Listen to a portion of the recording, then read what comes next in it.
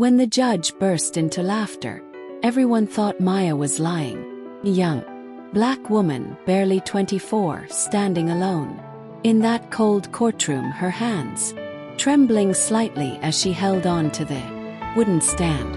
She didn't look like someone who belonged there, not because she was guilty but because she carried herself with quiet confidence.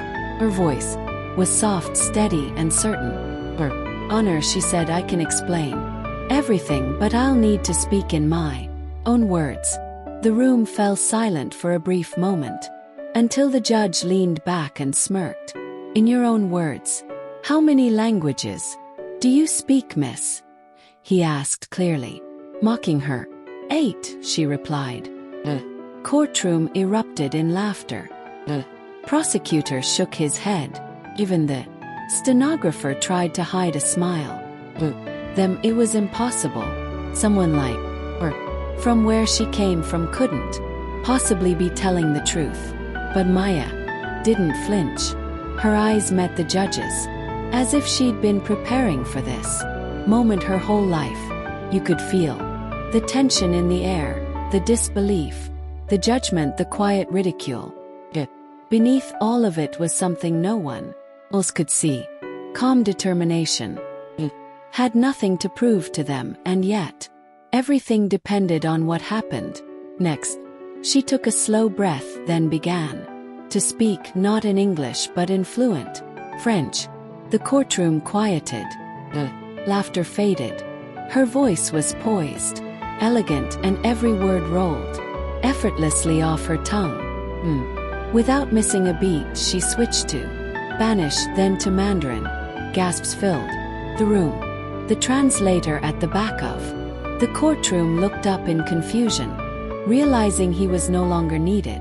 When Maya transitioned seamlessly into Arabic, the judge leaned forward, his expression no longer amused but astonished.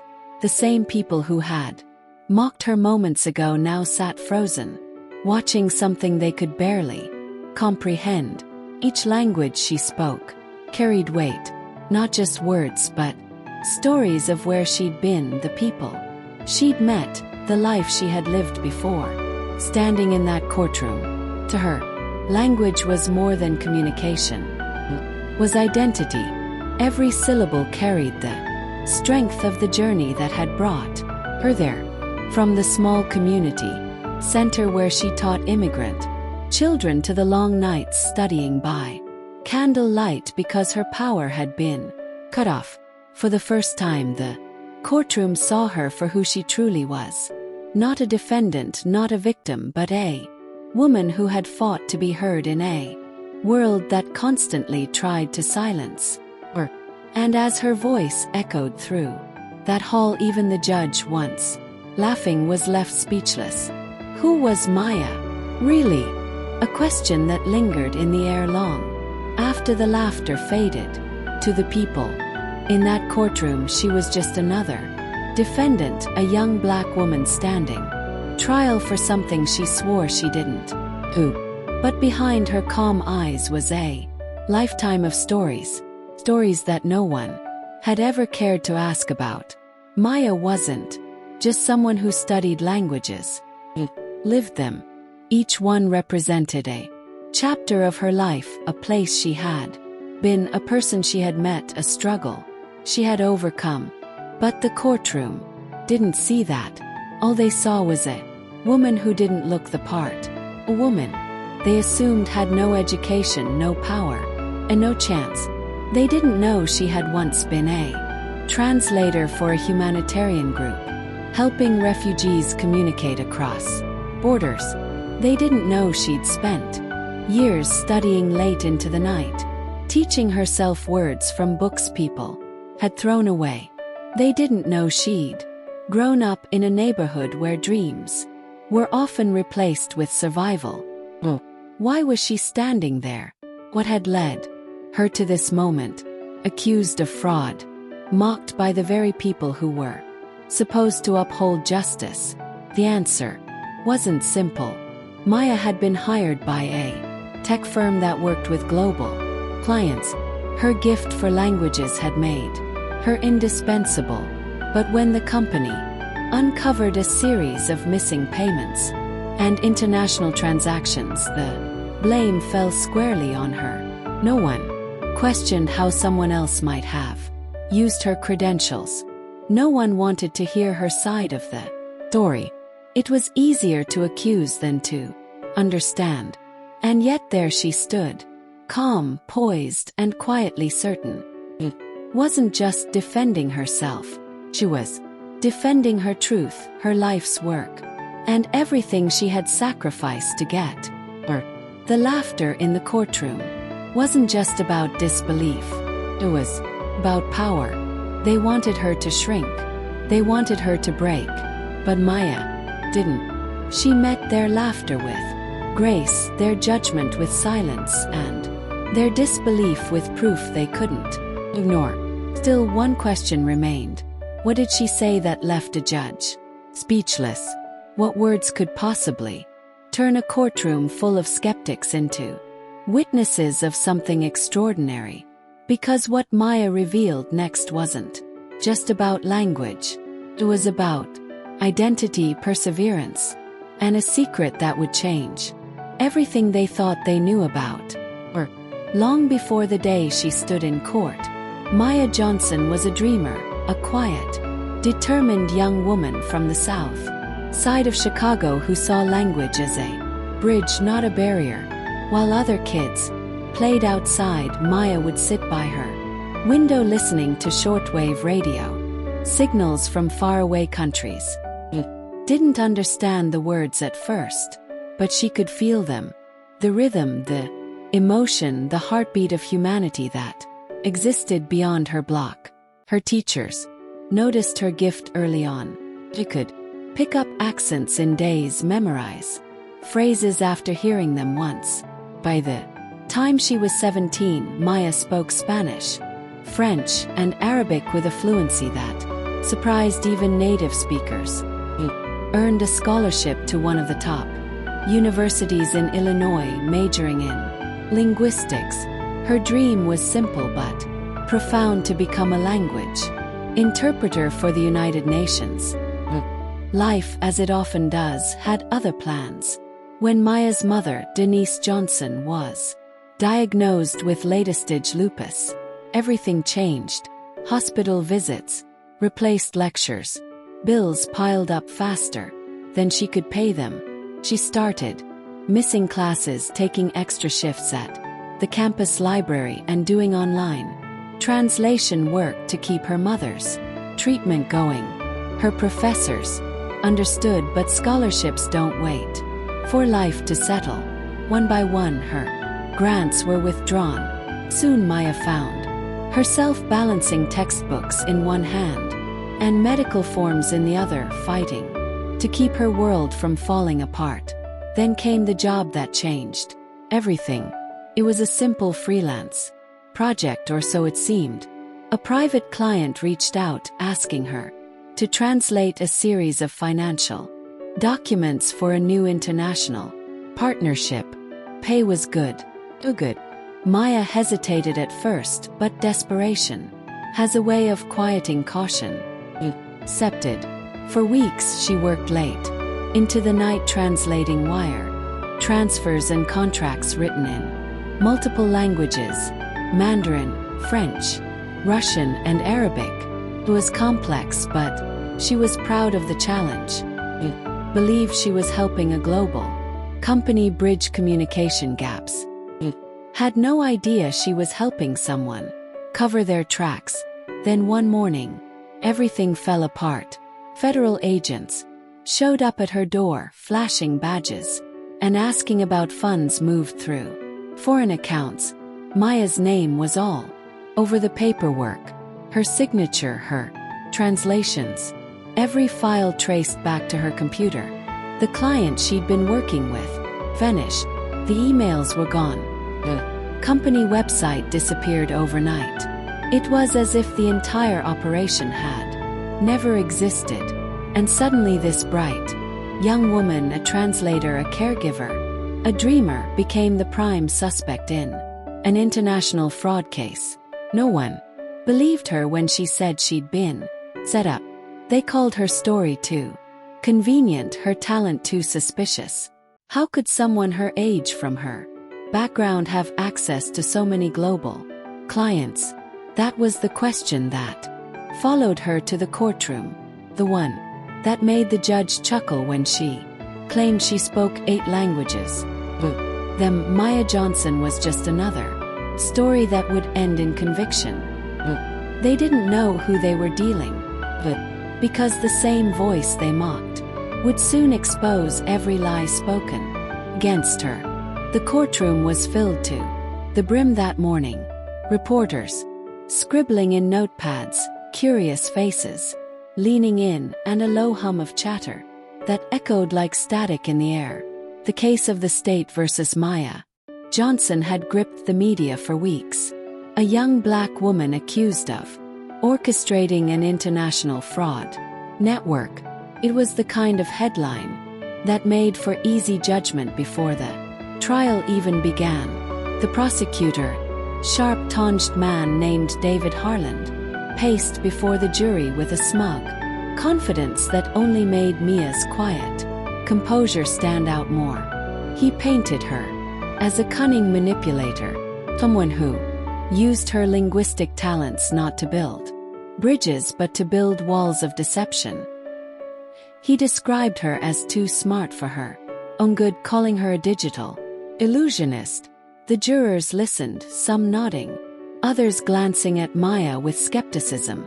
When it was her turn to speak, Mia rose slowly. Her hands trembled slightly as she held the microphone, but her eyes were steady, calm even. "Your Honor," she began, "everything I translated was legitimate. I was hired as a freelancer. I had no idea those documents were part of any criminal act." Judge Morrison, a gay-haired man with decades on the bench, leaned back in his chair, his expression softened into something halfway between disbelief and amusement. "Miss Johnson," he said, his tone almost teasing, "you expect this court to believe you understood documents in what was it, 8 different languages?" The courtroom murmured. Someone stifled a laugh. The prosecutor raised an eyebrow, clearly relishing the moment. "Yes, Your Honor," Maya replied. "I do speak 8 languages." The judge chuckled, shaking his head slightly. 8 languages, he repeated. "Well then, perhaps you'd like to demonstrate." The challenge hung in the air like a dare. Maya inhaled deeply, her pulse pounding in her ears. She didn't look at the cameras or the crowd. She looked straight ahead at the judge who doubted her. Then she began to speak. Her first words came in perfect, clear and fluid, the kind that made even the court interpreter stop mid-note. And she switched seamlessly to Spanish. Of melodic, alive with warmth, gas rippled through the room. But she wasn't finished. Maya lifted her chin and spoke in Mandarin, each tone precise, her cadence flawless. Courtroom fell silent. The judge's pen slipped from his fingers and clattered softly against the then Arabic, Russian, Italian, Swahili. One by one the languages flowed from her lips like water, graceful, confident, undeniable. By the time she returned to English, the silence in that courtroom was deafening. Even the prosecutor, moments ago so sure of himself, looked stunned.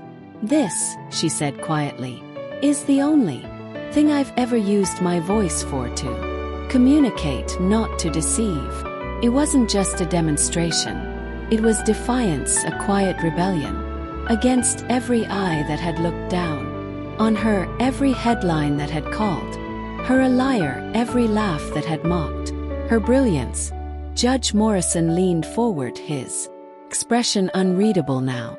"Miss Johnson," he said after a long pause, "you certainly have our attention." Maya nodded. "That's all I ever wanted, Your Honor. For someone to actually listen." And for the first time since the trial began, the jury did. "This story has your Heart racing comment. I'm still watching. Let's see who's truly following till the end. But in the world of justice, talent alone rarely saves anyone. After the courtroom's stunned silence faded, the prosecutor quickly regained his footing. He turned the jury's awe into doubt, insisting that fluency doesn't equal innocence. He told them that brilliance often hides guilt more cleverly. And with that, Maya's mountain only grew steeper. But Morrison gave her 48 hours, 2 days to present evidence proving that she wasn't the one who created the forged files that had cost foreign investors millions. 48 hours to find the man who had hired her, a man who, by all appearances, no longer existed.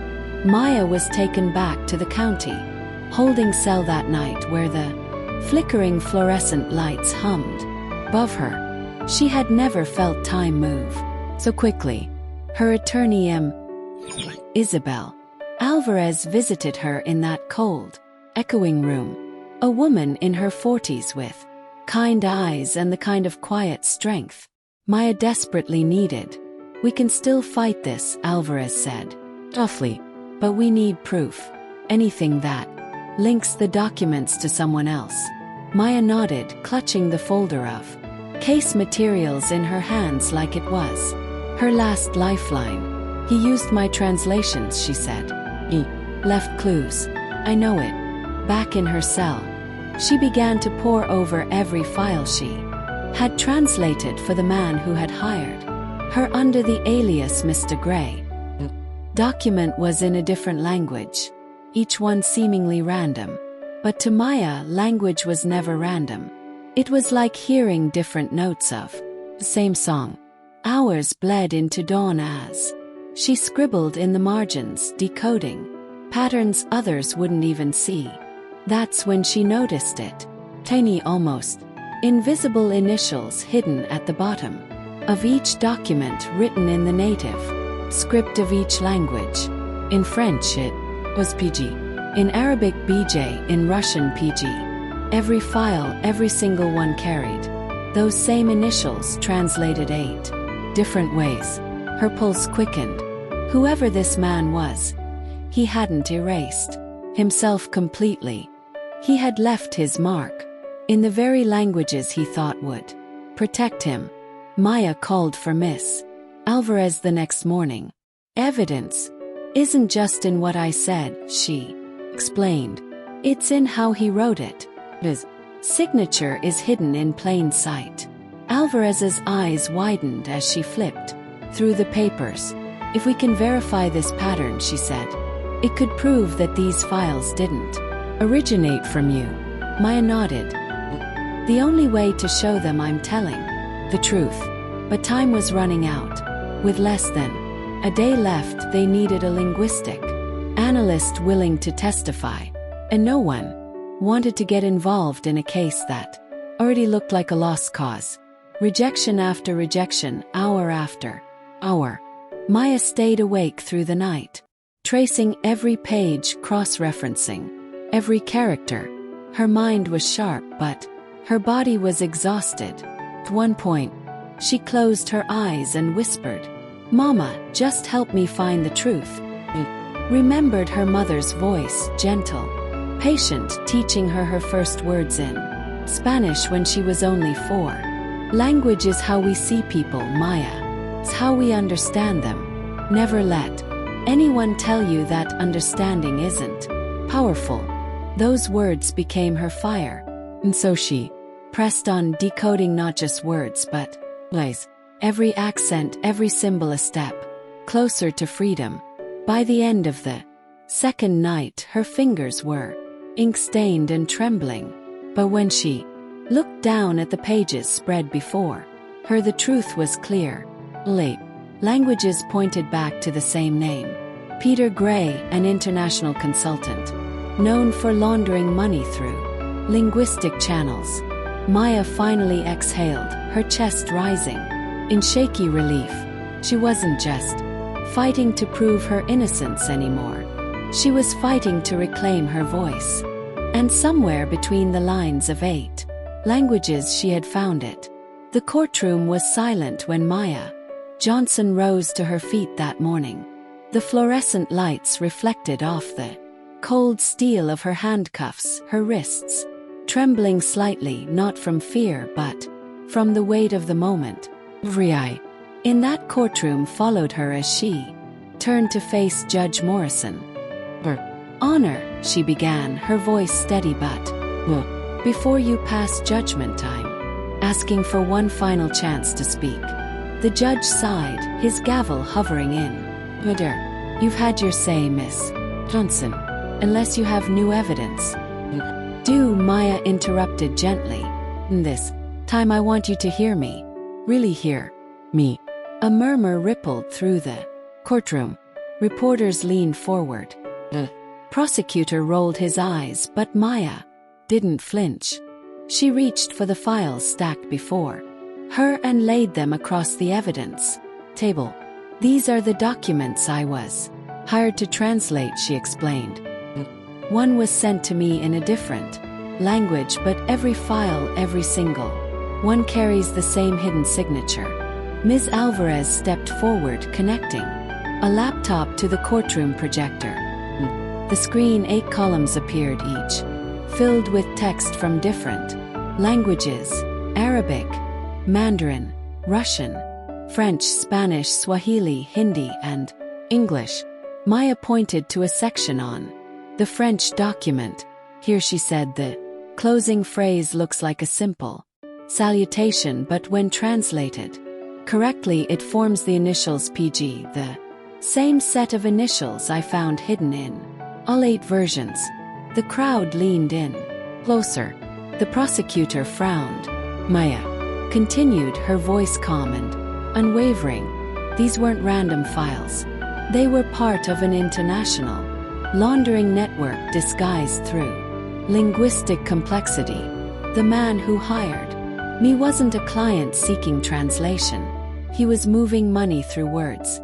He took a breath, then turned toward the "Your Honor, his name is Peter Gray, a known consultant under investigation in Europe, and the timestamps on each document match wire transfers from his accounts." A loud gasp swept through the courtroom. Reporters began scribbling furiously. The prosecutor stood frozen, flipping through his papers, eyes wide. But Morrison blinked slowly, his earlier arrogance melting into disbelief. "Are you saying you decoded this yourself?" Maya smiled faintly, her gaze steady. "No, Your Honor," she said softly. "I just listened." For a long moment, there was silence. The same room that once laughed at her, the same people who doubted her mind and mocked her voice, now sat motionless, caught between shock and shame. Then slowly a single clap echoed from the gallery. One of the interpreters, tears in her eyes, began to applaud. Then another. Within seconds the entire room erupted in applause. Even some jurors stood clapping quietly out of respect. Judge Morrison cleared his throat, visibly moved. "Miss Johnson," he said, "what you've just demonstrated is extraordinary." He looked down at the prosecutor. "Trust the district attorney's office will be amending its charges immediately." Maya lowered her gaze, emotion catching in her throat. After months of humiliation, sleepless nights, and doubt, the truth had finally spoken for itself, and all she had to do was listen. When the verdict was finally read, Maya Johnson didn't raise her fists in triumph. She didn't cry or shout or even look at the people who once mocked her. She just closed her eyes and exhaled a long, quiet sigh that carried months of fear, pain, and waiting. The charges against her were dropped. The judge's tone, once dripping with disbelief, now trembled with something unexpected: respect. For Maya, this moment wasn't about winning. It wasn't about proving that she was smarter than anyone in that courtroom. It was about being seen. Really seen for who she was, not where she came from. For too long people had looked at her and seen only her skin, color, her age, her background. But that day in that courtroom they saw her mind, her strength, her grace. A week later, as if fate wanted to write the final chapter with quiet poetry, Maya received an unexpected letter, embossed with the seal of the U.S. Federal Judiciary. It was from Judge Morrison himself. Inside a single line, "Miss Johnson, I owe you an apology and an invitation."